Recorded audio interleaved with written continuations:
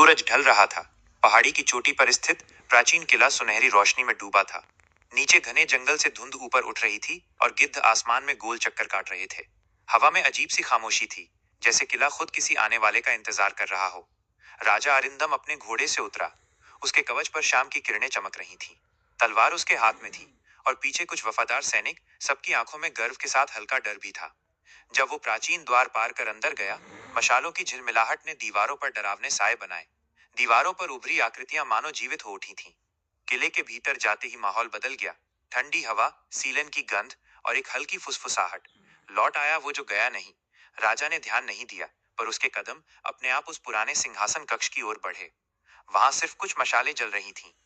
बीच में रक्त लाल रत्नों से जड़ा हुआ सिंहासन था, टूटा पर अभी भी भयावह रूप से चमकता हुआ। राजा धीरे धीरे आगे बढ़ा और कांपते हुए हाथों से सिंहासन को छुआ।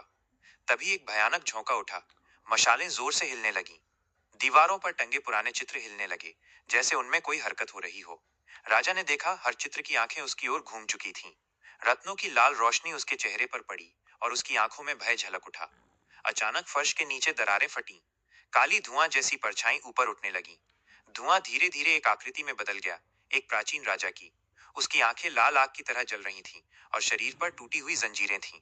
उसकी आवाज गूंजी, जिसने शापित सिंहासन छुआ, अब वही शाप का वारिस है। राजा अरिंदम पीछे हटना चाहता था, पर उसके पैर जमीन में धंस चुके थे। दीवारों पर खुदी मूर्तियां चमक उठी। धुंध चारों ओर घूमने लगी।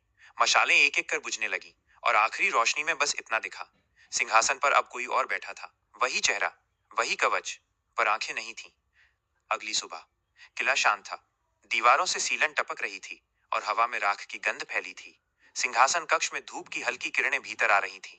जमीन पर टूटा हुआ मुकुट पड़ा था, काली राख से ढका हुआ। दीवार पर किसी ने नाखूनों से लिखा था, हर 100 साल में एक राजा लौटता है।